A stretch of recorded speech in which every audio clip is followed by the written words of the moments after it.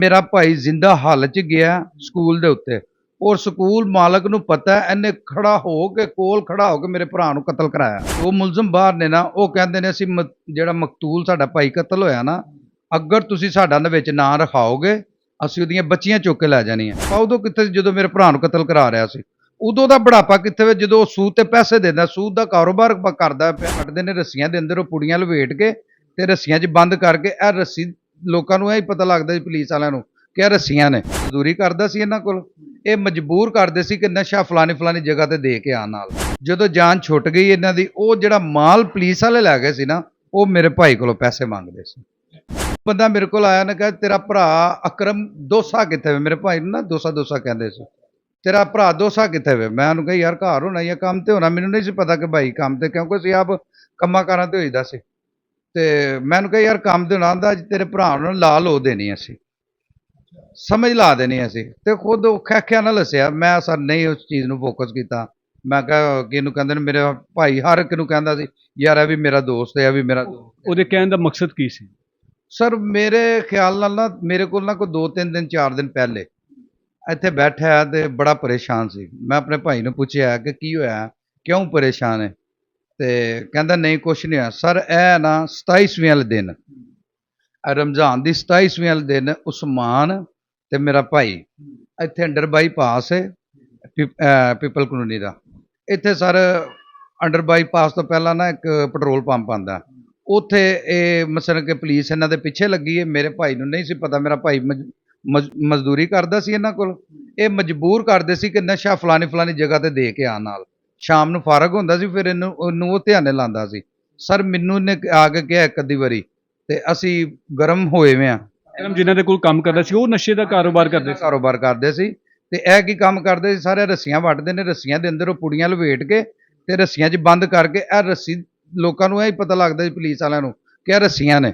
ਉਹ ਰੱਸੀ ਦੇ ਅੰਦਰ ਨਸ਼ਾ ਵੇਚ ਕੇ ਪਾ ਕੇ ਦਿੰਦੇ ਸੀ ਤੇ ਅੱਗੇ ਵੇਚਦੇ ਸੀ। ਸਰ ਸਾਡੇ ਕੋਲ ਬੰਦਾ ਮੌਜੂਦ ਹੈ ਜਿਹੜਾ ਇਸ ਚੀਜ਼ ਦੀ ਗਵਾਹੀ ਵੀ ਦੇਵੇਗਾ ਕਿ ਇਹ ਰੱਸੀਆਂ ਦੇ ਅੰਦਰ ਵਿੱਚ ਨਸ਼ਾ ਪਾ ਕੇ ਤੇ ਦਿੰਦੇ ਸੀ।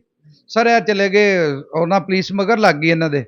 ਜਦੋਂ ਪੁਲਿਸ ਮਗਰ ਲੱਗੀ ਇਹਨੇ ਉਸਮਾਨ ਨੇ ਨਾ ਛਾਪਰ ਸੁੱਟਿਆ ਉਹ ਛਾਪਰ ਦੁਬਾਰਾ ਮੋਟਰਸਾਈਕਲ ਦੀ ਪਾਇਦਾਨ ਨਾਲ ਲੱਗ ਗਿਆ। ਸਰ ਇਹ ਕਿਸੇ ਸਾਡਾ ਇੱਥੇ ਇੱਕ ਮਹੱਲੇਦਾਰ ਹੈ ਉਹ ਪੁਲਿਸ ਵਾਲੇ ਉਹਦੇ ਵਾਕਫ ਸੀ ਜਿਹਦਾ ਅਸੀਂ ਸਾਰਾ ਵਕੂਆ ਜਦੋਂ ਜਿਸ ਟਾਈਮ ਲਿਖਾਇਆ ਨਾ ਥਾਣੇ ਦੇ ਅੰਦਰ ਤੇ ਉਹ ਪੁਲਿਸ ਵਾਲੇ ਕਹਿੰਦੇ ਨੇ ਜੀ ਤੁਸੀਂ ਇਹ ਜਿਹੜਾ ਨਾ ਵਕੂਆ ਕੱਟੋ ਇਹ ਅਗਰ ਤੁਸੀਂ ਪੁਲਿਸ ਦੀ ਗੱਲ ਕਰੋਗੇ ਅਸੀਂ ਪਰਚਾ ਨਹੀਂ ਦੇਵਾਂਗੇ। ਸਰ ਅਸੀਂ ਫਿਰ ਉਹ ਲਾਈਨ ਕੱਟੀ। ਉਸ 27ਵੇਂ ਵਾਲੇ ਦਿਨ ਨਾ ਇਹਨਾਂ ਦੀ 50,000 ਰੁਪਇਆ ਦੇ ਕੇ ਨਾ ਜਾਨ ਬਖਸ਼ੀ ਹੋ ਗਈ। ਪੁਲਿਸ ਵਾਲਿਆਂ ਨੂੰ ਕੋਈ ਦੋਸਤ ਸਾਡਾ ਮਹੱਲੇਦਾਰ ਪਿਆ ਉਹਦਾ ਵਾਕਫ ਸੀ ਉਹਨੇ ਪੈਪ ਪਵਾ ਕੇ ਸਰ ਜਾਨ ਛਡਾ ਦਿੱਤੀ ਇਹਨਾਂ ਦੀ। ਜਦੋਂ ਜਾਨ ਛੁੱਟ ਗਈ ਇਹਨਾਂ ਦੀ ਉਹ ਜਿਹੜਾ ਮਾਲ ਪੁਲਿਸ ਵਾਲੇ ਲੈ ਗਏ ਸੀ ਨਾ ਉਹ ਮੇਰੇ ਭਾਈ ਕੋਲੋਂ ਪੈਸੇ ਮੰਗਦੇ ਸੀ। ਉਹਦੇ ਪੈਸਿਆਂ ਦੀ ਤਸ਼ੱਦਦ ਦੇ ਵਿੱਚ ਇਹਨਾਂ ਸਰ ਸਾਡੇ ਭਾਈ ਦਾ ਕਤਲ ਕੀਤਾ ਗਿਆ। ਉਸ ਤੋਂ ਬਾਅਦ ਪੈਸੇ ਸੀ ਉਹ ਕਿੰਨੇ ਪੈਸਿਆਂ ਦੀ ਮਾਲੀਅਤ ਦੀ ਉਹ ਚਰਸ ਹੈਗੀ ਸੀ ਜਾਂ ਜੋ ਵੀ ਮਨਸ਼ਿਆਤ ਸੀ? ਸਰ ਇਹ ਮਰਨ ਵਾਲੇ ਨੂੰ ਪਤਾ ਤੇ ਜਾਂ ਇਹਨਾਂ ਨੂੰ ਪਤਾ। ਜਿਵੇਂ ਮੇਰਾ ਭਾਈ ਪਰੇਸ਼ਾਨ ਸੀ ਨਾ ਉਹਦੇ ਕੋਲੋਂ ਜ਼ਿਆਦਾ ਅਮਾਊਂਟ ਮੰਗਦੇ ਸੀ ਕਿਉਂਕਿ ਅਗਰ ਕੋਈ ਛੋਟੀ ਮੋਟੀ ਅਮਾਊਂਟ ਹੁੰਦੀ ਤੇ ਮੇਰਾ ਭਾਈ ਮੇਰੇ ਨਾਲ ਗੱਲ ਜ਼ਰੂਰ ਕਰਦਾ ਮੇਰੇ ਵੱਡੇ ਭਾਈ ਨਾਲ ਗੱਲ ਕਰਦਾ ਕਿ ਯਾਰ ਇੰਨੇ ਕੁ ਪੈਸੇ ਨੇ ਮੇਰੀ ਦੇ ਕੇ ਜਾਨ ਚੜਾਓ। ਸਾਨੂੰ ਉਮੀਦ ਹੈ ਕਿ ਇਹ ਜ਼ਿਆਦਾ ਅਮਾਊਂਟ ਦੀ ਗੱਲ ਕਰਦੇ ਸਨ ਉਹਦੇ ਨਾਲ ਪਏ ਤੇ ਉਹ ਤੁਹਾਡੇ ਭਾਈ ਨੇ ਘਰ ਕਿਉਂ ਨਹੀਂ ਦੱਸਿਆ ਵੀ ਕਿ ਮੇਰੇ ਨਾਲ ਇਹ ਕੋਈ ਮਾਮਲਾਤ ਚੱਲਦੇ ਪਏ ਨੇ? ਸਰ ਉਹਨੂੰ ਘਰ ਦੇ ਅੰਦਰ ਸਿਰਫ ਉਨੀ ਕੁ ਦੇਰ ਆਣ ਦਿੰਦੇ ਸਨ ਜਿੰਨੀ ਕੁ ਦੇਰ ਉਹ ਸੌਂਦਾ ਸੀ। ਅਗਰ ਉਹ 2 ਘੰਟੇ ਸੁੱਤਾ ਹੈ ਤੇ ਘਰ ਹੈ ਅਗਰ ਉਹ 3 ਘੰਟੇ ਸੁੱਤਾ ਹੈ ਤੇ ਘਰ ਹੈ। ਉਸ ਤੋਂ ਬਾਅਦ ਇਹਨਾਂ ਨਾਲ ਹੈ ਸਰ। ਉਸ ਤੋਂ ਬਾਅਦ ਇਹਨਾਂ ਨੇ SSP ਰਿਜ਼ਵਾਨ ਸਾਹਿਬ ਦੇ ਸਾਹਮਣੇ ਮੁਕਰ ਗਏ ਨੇ ਕਿ ਜੀ ਅਸੀਂ ਆ ਦੂਸਰੇ ਬੰਦਿਆਂ ਨੂੰ ਨਹੀਂ ਜਾਣਦੇ। ਜਿਹੜੇ ਦੂਸਰੇ ਮੁਲਜ਼ਮਾਨ ਨੇ ਨਾ ਇਹ ਹਾਫਿਜ਼ ਉਸਮਾਨ ਜਿਹੜੇ ਮਨਸ਼ਿਆਤ ਦਾ ਕੰਮ ਕਰਦੇ ਸੀ ਜਿੱਥੇ ਤੁਹਾਡੇ ਭਾਈ ਕੰਮ ਕਰਦੇ ਸੀ ਇਹਨਾਂ ਦਾ ਕੀ ਨਾਮ ਹੈਗਾ? ਇਹਨਾਂ ਦਾ ਨਾਮ ਜੀ ਅਹਿਸਾਨ ਹੈ। ਅਹਿਸਾਨ ਵਲਦ ਸ਼ਬੀਰ ਉਸਮਾਨ ਵਲਦ ਸ਼ਬੀਰ ਤੇ ਰਹਿਮਾਨ ਵਲਦ ਸ਼ਬੀਰ। ਤਸ਼ੱਦਦ ਵੀ ਇਹਨਾਂ ਨੇ ਕੀਤਾ ਹੈਗਾ? ਤਸ਼ੱਦਦ ਵੀ ਇਹਨਾਂ 5 ਬੰਦਿਆਂ ਨੇ ਕੀਤਾ। 6ਵਾਂ ਜਿੱਥੇ ਤੱਕ ਸਾਨੂੰ ਉਮੀਦ ਹੈ ਇੱਕ ਹੈ ਸਕ੍ਰੈਪ ਵਾਲਾ ਸਰ ਜਿਹਦੇ ਗੋਦਾਮ ਦੇ ਵਿੱਚ ਇਹ ਵਾਕਿਆ ਆਇਆ। ਦੂਸਰਾ ਸਰ ਮੇਰਾ ਭਾਈ ਜਿੰਦਾ ਹਾਲਤ 'ਚ ਗਿਆ ਸਕੂਲ ਦੇ ਉੱਤੇ ਔਰ ਸਕੂਲ ਮਾਲਕ ਨੂੰ ਪਤਾ ਇਹਨੇ ਖੜਾ ਹੋ ਕੇ ਕੋਲ ਖੜਾ ਹੋ ਕੇ ਮੇਰੇ ਭਰਾ ਨੂੰ ਕਤਲ ਕਰਾਇਆ ਮੇਰੇ ਭਰਾ ਨੂੰ ਮਰਵਾਇਆ। ਔਰ ਰਿਜ਼ਵਾਨ SSP ਇਨਵੈਸਟੀਗੇਸ਼ਨ ਸਾਹਿਬ ਨੇ ਬੜੀ ਸਫਾਈ ਦੇ ਨਾਲ ਉਸ ਬੰਦੇ ਨੂੰ ਕਿਹਾ ਜਿਹੜਾ ਮਸਲ ਕਿ ਰਿਆਜ਼ ਹੈ ਜਿਹੜਾ PTI ਦੇ MPA ਦਾ ਚਾਚਾ ਹੈ ਨਾ ਉਹਨੂੰ ਇਹ ਕਿਹਾ ਗਿਆ ਕਿ ਜੀ ਮੈਂ ਤੁਹਾਡੀ ਉਮਰ ਦਾ ਲਿਹਾਜ਼ ਕਰਨਾ ਤੇ ਤੁਸੀਂ ਘਰ ਚਲੇ ਜਾਓ ਤੁਸੀਂ ਤਫਤੀਸ਼ ਦੇ ਅੰਦਰ ਹੋ ਤੁਸੀਂ ਥਾਣੇ ਦੇ ਅੰਦਰ ਨਹੀਂ ਜਾਣਾ। ਜਦੋਂ ਅਸੀਂ ਤੁਹਾਨੂੰ ਬੁਲਾਵਾਂਗੇ ਤੁਸੀਂ ਇਸ ਤਰ੍ਹਾਂ ਆ ਜਾਓ। ਸਰ ਉਦੋਂ ਕਿੱਥੇ ਸੀ ਉਹ ਬੰਦਾ, ਜਦੋਂ ਉਹਦੀ ਬੁਢਾਪਾ ਉਦੋਂ ਕਿੱਥੇ ਸੀ ਜਦੋਂ ਮੇਰੇ ਭਰਾ ਨੂੰ ਕਤਲ ਕਰਾ ਰਿਹਾ ਸੀ। ਉਦੋਂ ਦਾ ਬੁਢਾਪਾ ਕਿੱਥੇ ਵੇ ਜਦੋਂ ਉਹ ਸੂਦ ਤੇ ਪੈਸੇ ਦਿੰਦਾ, ਸੂਦ ਦਾ ਕਾਰੋਬਾਰ ਕਰਦਾ ਪਿਆ ਮਰਦੇ ਟਾਈਮ ਤੱਕ। ਤੇ ਰਜ਼ਵਾਨ ਸਾਹਿਬ ਕਹਿੰਦੇ ਨੇ ਕਿ ਜੀ ਅਸੀਂ ਤੁਹਾਡੀ ਉਮਰ ਦਾ ਲਿਹਾਜ਼ ਕਰਨੇ ਆ। ਸਰ ਅਸੀਂ ਸੀਪੀਓ ਸਾਹਿਬ ਕੋਲ ਵੀ ਗਏ ਆ, ਅਸੀਂ ਆਰਪੀਓ ਸਾਹਿਬ ਕੋਲ ਵੀ ਗਏ ਆ, ਅਸੀਂ ਹਰ ਜਗ੍ਹਾ ਤੇ ਚਲੇ ਗਏ। ਉਸ ਤੋਂ ਬਾਅਦ ਸਰ ਅਸੀਂ ਇਹਤਜਾਜ ਕੀਤਾ ਇੱਥੇ ਜੀਟੀ ਰੋਡ ਦੇ ਉੱਤੇ। ਇਹਤਜਾਜ ਦੇ ਵਿੱਚ ਸਾਰੇ ਇਹਨਾਂ ਨੇ ਬੰਦੇ ਫੜੇ, ਬੰਦੇ ਫੜ ਕੇ ਇਸ ਤਰ੍ਹਾਂ ਬਿਠਾਏ ਹੋਏ ਨੇ ਕਿ ਜਿਵੇਂ ਕੋਈ ਮਸਲਨ ਕਿ ਮਹਿਮਾਨ ਨੇ ਉੱਥੇ। ਸਾਰੇ ਮੁਲਜ਼ਮ ਫੜ ਲਏ ਨੇ? ਮੈਂ ਹਲਫ ਦੇਣਾ ਸਰ, ਉਹਨਾਂ ਪੁਲਿਸ ਵਾਲਿਆਂ ਨੇ ਅੱਜ ਤੱਕ ਉਹਨੂੰ ਚੰਡ ਤੱਕ ਵੀ ਨਹੀਂ ਮਾਰੀ, ਕਿਸੇ ਇੱਕ ਮੁਲਜ਼ਮ ਨੂੰ ਵੀ ਨਹੀਂ? ਕਿਸੇ ਮੁਲਜ਼ਮ ਨੂੰ ਵੀ, ਇੱਕ ਨੂੰ ਵੀ। ਸਰ ਐਸਐਚਓ ਸਾਹਿਬ ਜਿਹੜੇ ਗਰਜਾਕ ਥਾਣੇ ਦੇ ਬੰਦੇ ਬੜੇ ਅੱਛੇ ਨੇ, ਔਰ ਉਹਨਾਂ ਤੋਂ ਇਲਾਵਾ ਸਾਡੇ ਨਾਲ ਕਿਸੇ ਬੰਦੇ ਨੇ ਕੋਈ ਕੰਪਰੋਮਾਈਜ਼ ਨਹੀਂ ਕੀਤਾ। ਐਸਐਚਓ ਸਾਹਿਬ ਨਵੇਂ ਆਏ ਨੇ ਹੁਣ ਜਿਹੜੇ ਮਹਿਮੂਦ ਹਸਨ, ਉਹ ਬੰਦੇ ਬਹੁਤ ਅੱਛੇ ਨੇ। ਅੱਲਾਹ ਪਾਕ ਹਰ ਇੱਕ ਨੂੰ ਇਸ ਤਰ੍ਹਾਂ ਇਮਾਨਦਾਰ, ਹਰ ਥਾਣੇ ਦੇ ਅੰਦਰ ਇਸ ਤਰ੍ਹਾਂ ਦੇ ਇਮਾਨਦਾਰ ਆਫੀਸਰ ਆਣ ਜਿਹੜੇ ਕੋਈ ਸੁਣਨ। ਸਰ ਉਹਨਾਂ ਦੇ ਹੱਥ ਵਾਸਤੇ 'ਚ ਕੁਝ ਵੀ ਨਹੀਂ ਹੈ, ਮਗਰ ਬੰਦੇ ਇਮਾਨਦਾਰ ਨੇ, ਸਾਡੀ ਗੱਲ ਸੁਣਦੇ ਨੇ। ਬਾਕੀ ਇਸ ਤੋਂ ਇਲਾਵਾ ਕਿਸੇ ਪੁਲਿਸ ਦੇ ਅਦਾਰੇ ਨੇ ਸਾਡੀ ਗੱਲ ਨਹੀਂ ਸੁਣੀ। ਹੁਣ ਤੁਸੀਂ ਕੀ ਚਾਹੁੰਦੇ ਹੋ, ਮੁਤਾਲਬਾ ਕੀ ਜੇ ਹੁਣ? ਸਰ ਅਸੀਂ ਇਹ ਕਹਿੰਦੇ ਆ ਕਿ ਸਾਨੂੰ ਗ੍ਰਿਫਤਾਰੀ ਦੇਣ ਜਿਹੜੇ ਸਾਡੇ ਮੁਲਜ਼ਮਾਨ ਨੇ। ਸਰ ਅਸੀਂ ਉਸ ਤੋਂ ਬਾਅਦ ਅਸੀਂ ਇhtਜਾਜ ਕੀਤਾ ਹੁਣ ਨਾ ਮਰੀਮ ਨਵਾਜ਼ ਕੋਲ ਸੀਐਮ ਹਾਊਸ ਦੇ ਬਾਹਰ। ਉਹਦੀ ਕੀ ਵਜ੍ਹਾ, ਜਿਹੜੇ ਦੋ ਮੁਲਜ਼ਮ ਬਾਹਰ ਨੇ ਨਾ, ਉਹ ਕਹਿੰਦੇ ਨੇ ਅਸੀਂ ਜਿਹੜਾ ਮਕਤੂਲ ਸਾਡਾ ਭਾਈ ਕਤਲ ਹੋਇਆ ਨਾ, ਅਗਰ ਤੁਸੀਂ ਸਾਡਾ ਦੇ ਵਿੱਚ ਨਾਂ ਰਖਾਓਗੇ ਅਸੀਂ ਉਹਦੀਆਂ ਬੱਚੀਆਂ ਚੁੱਕ ਕੇ ਲੈ ਜਾਣੀਆਂ।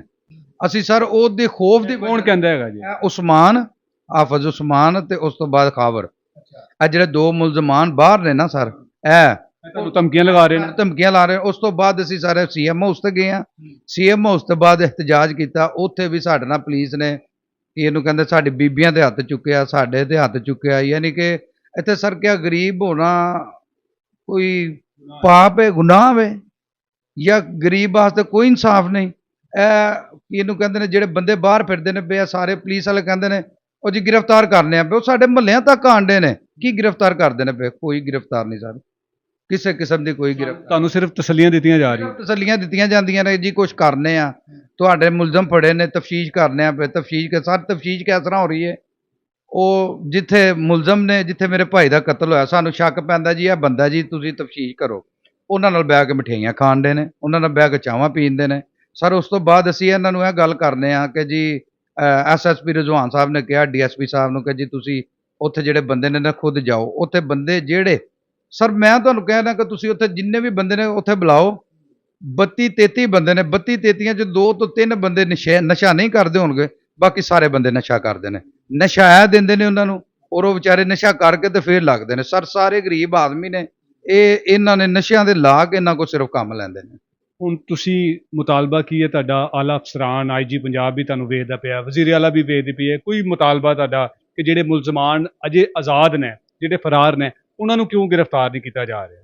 ਜੀ ਸਰ ਅਸੀਂ ਇਹਨਾਂ ਅੱਗੇ ਗੁਜ਼ਾਰਿਸ਼ ਹੈ ਹੀ ਹੈ ਸਾਡੀ ਕਿ ਦੇਖੋ ਕਿ ਅਗਰ ਜਿਸ ਤਰ੍ਹਾਂ ਮੇਰੀ ਮਾਂ ਰੋ ਰਹੀ ਹੈ, ਜਿਸ ਤਰ੍ਹਾਂ ਉਹਦੇ ਯਤੀਮ ਬੱਚੇ ਰੋ ਰਹੇ ਨੇ, ਕਿਆ ਅਗਰ ਕਿਸੇ ਅਫਸਰ ਨਾਲ ਜਾਂ ਕਿਸੇ ਵੱਡੇ ਬੰਦੇ ਨਾਲ ਇਸ ਤਰ੍ਹਾਂ ਹੁੰਦਾ, ਕਿਆ ਇਸ ਤਰ੍ਹਾਂ ਪੁਲਿਸ ਵਾਲਿਆਂ ਨੇ ਬੰਦੇ ਬਿਠਾਈ ਰੱਖਣੇ ਸੀ, ਚਾਵਾਂ ਪਲਾਣੀਆਂ ਸੀ ਉਹਨੂੰ? ਕਿਆ ਜਿਹੜਾ ਬੰਦਾ ਜਾਂਦਾ ਉਹਦੀ ਮੁਲਾਕਾਤ ਕਰਾਉਂਦੇ? ਉਹ ਤਾਂ ਇਸ ਤਰ੍ਹਾਂ ਫਿਰਦੇ ਨੇ ਜਿਵੇਂ ਆਪਣੇ ਘਰ ਦੇ ਵਿੱਚ ਆਏ ਨੇ। ਸਰ ਕੋਈ ਕਿਸੇ ਕਿਸਮ ਦੀ ਕੋਈ ਕਾਰਵਾਈ ਨਹੀਂ ਇਹਨਾਂ ਨੇ ਕੀਤੀ, ਸਿਰਫ ਬੰਦੇ ਬਿਠਾ ਦਿੱਤੇ ਗਏ ਨੇ। ਔਰ ਸਰ ਅਸੀਂ ਜਾਂਦੇ ਹਾਂ ਐਸਪੀ ਦਫ਼ਤਰ, ਡੀਐਸਪੀ ਦਫ਼ਤਰ, ਐਸਐਚਓ ਦਫ਼ਤਰ, ਐਸਪੀਸੀਟੀ ਦਫ਼ਤਰ, ਸੀਪੀਓ ਦਫ਼ਤਰ, ਜਿੱਥੇ ਵੀ ਅਸੀਂ ਜਾਂਦੇ ਹਾਂ ਨਾ, ਕੋਈ ਐਪਲੀਕੇਸ਼ਨ ਲੈ ਕੇ, ਸਭ ਤੋਂ ਪਹਿਲਾਂ ਐਪਲੀਕੇਸ਼ਨ ਵਾਲਾ ਕਹਿੰਦਾ ਉਹ ਜਿਹੜਾ ਪੌੜੀ ਤੋਂ ਗਿਰ ਕੇ ਮਰਿਆ। ਸਰ ਕੀ ਮੈਨੂੰ ਸਿਰਫ ਇੰਨੀ ਗੱਲ ਦੀ ਸਮਝ ਨਹੀਂ ਆਉਂਦੀ ਪਈ ਕਿ ਆ ਪੋਸਟਮਾਰਟਮ ਝੂਠ ਮਾਰਦੀ ਹੈ ਪਈ ਜਾਂ ਅਦਾਰੇ ਝੂਠ ਮਾਰਦੇ ਨੇ ਪਏ? ਕਿਸੇ ਨੂੰ ਕੀ ਪਤਾ ਕਿ ਸਰ ਜਿਸੇ ਕੋਲ ਵੀ ਅਸੀਂ ਦਰਖਾਸਤ ਲੈ ਕੇ ਜਾਂਦੇ ਹਾਂ, ਉਹ ਸਾਨੂੰ ਪਹਿਲੇ ਕਹਿ ਚੜਦਾ ਉਹ ਜਿਹੜਾ ਪੌੜੀ ਤੋਂ ਗਿਰ ਕੇ ਮਰਿਆ। ਸਰ ਪੋਸਟਮਾਰਟਮ ਰਿਪੋਰਟ ਨਹੀਂ ਆਈ। ਅਸੀਂ ਜਦੋਂ ਪਰਚਾ ਕਰਾਉਣ ਵਾਸਤੇ ਉੱਥੇ ਗਿਆ ਡੀਐਸਪੀ ਸਾਹਿਬ ਕੋਲ, ਡੀਐਸਪੀ ਸਾਹਿਬ ਦੇ ਜਿੰਨੇ ਦਰਖਾਸਤ ਲਿਖਣੀ ਸੀ, ਉਹ ਸਾਨੂੰ ਕਹਿੰਦਾ ਉਹ ਜਿਹੜਾ ਬੰਦਾ ਪੌੜੀ ਲੱਗ ਕੇ ਗਿਰ ਕੇ ਮਰਿਆ। ਸਰ 8 ਫੁੱਟ ਦੀ ਪੌੜੀ ਹੈ, ਮੈਂ ਆਈਜੀ ਸਾਹਿਬ ਨੂੰ ਖੁਦ ਕਹਿੰਦਾ 8 ਫੁੱਟ ਦੀ ਪੌੜੀ ਤੇ ਮੈਂ ਚੜ੍ਹਨਾ? 8 ਫੁੱਟ ਦੀ ਪੌੜੀ ਤੋਂ ਗਿਰ ਕੇ ਮੈਂ ਮਰ ਗਿਆ, ਮੇਰਾ ਪਰਚਾ ਨਾ ਦੇਣਾ। ਅਗਰ ਕੋਈ ਉਹਨਾਂ ਦਾ ਪੁਲਿਸ ਵਾਲਾ ਚੜ੍ਹਦਾ 8 ਫੁੱਟ ਦੀ ਪੌੜੀ ਤੋਂ ਗਿਰ ਕੇ ਮਰਦਾ, 70 ਲੱਖ ਦਾ ਮੇਰਾ ਮਕਾਨ ਹੈ, ਮੇਰੀ ਵਾਲਦਾ ਬੈਠੀ ਹੈ, ਮੈਂ ਉਹਦੇ ਵਾਰਸਾਂ ਨੂੰ ਦੇਵਾਂਗਾ। ਉਸ ਤੋਂ ਬਾਅਦ 302 ਦੀ ਕਾਰਵਾਈ ਵੀ ਮੇਰੇ ਤੇ ਕੀਤੀ ਜਾਵੇ। ਸਰ 8 ਫੁੱਟ ਦੀ ਪੌੜੀ ਤੋਂ ਬੰਦਾ ਗਿਰ ਕੇ ਮਰ ਜਾਵੇ, ਔਰ ਇੰਨੇ ਤਸ਼ੱਦਦ ਇੰਨਾ ਹੋਇਆ ਹੋਵੇ, ਯਾਰ ਕੋਈ ਖੁਦਾ ਦਾ ਖੌਫ ਕਰੋ, ਅੱਲਾ ਦਾ ਵਾਸਤਾ। ਤੁਹਾਨੂੰ ਇਹ ਪੁਲਿਸ ਦੇ ਅਦਾਰੇ ਨੂੰ ਸਾਡਾ ਮੇਰਾ ਹੱਥ ਜੋੜ ਕੇ ਗੁਜ਼ਾਰਿਸ਼ ਹੈ ਕਿ ਖੁਦਾ ਦਾ ਵਾਸਤਾ ਤੁਹਾਡੇ ਨਾਲ ਵੀ ਕੱਲ ਨੂੰ ਹੋ ਸਕਦੀ ਹੈ। ਅਗਰ ਪੈਸੇ ਇੱਥੇ ਹੀ ਰਹਿ ਜਾਣਾ, ਇੱਥੇ ਹੀ ਇਹ ਸਭ ਕੁਝ ਰਹਿ ਜਾਣਾ, ਕੋਈ ਦੁਨੀਆ ਤੋਂ ਕੋਈ ਚੀਜ਼ ਨਹੀਂ ਲੈ ਕੇ ਜਾਣੀ ਸਿਵਾਏ ਕਫਨ ਤੋਂ, ਸਿਵਾਏ ਕਫਨ ਤੋਂ ਕੋਈ ਚੀਜ਼ ਨਹੀਂ ਲੈ ਕੇ ਜਾਣੀ। ਅੱਲਾ ਨੂੰ ਅਗਰ ਇੱਥੇ ਪੈਸੇ ਖਾ ਲੈਣਗੇ, ਅੱਲਾ ਨੂੰ ਮੂੰਹ ਨਹੀਂ ਦਿਖਾਣਾ ਸਰ ਇਹਨਾਂ ਨੇ ਇਨਸ਼ਾਅੱਲਾ ਤਾਲਾ। ਅਗਰ ਇੱਥੇ ਸਾਡੀ ਮਾਂ ਨਾਲ ਜਾਂ ਸਾਡੇ ਯਤੀਮ ਬੱਚਿਆਂ ਨਾਲ ਕੋਈ ਇਹ ਨਜ਼ਿਆਤੀ ਕਰਨਗੇ, ਅਲਹਮਦੁਲਿਲਾ ਦੁਨੀਆ ਤੇ ਵੀ ਭਰਨਗੇ ਔਰ ਆਖਰਤ ਅੱਲਾ ਕੋਲ ਵੀ ਭਰਨਗੇ।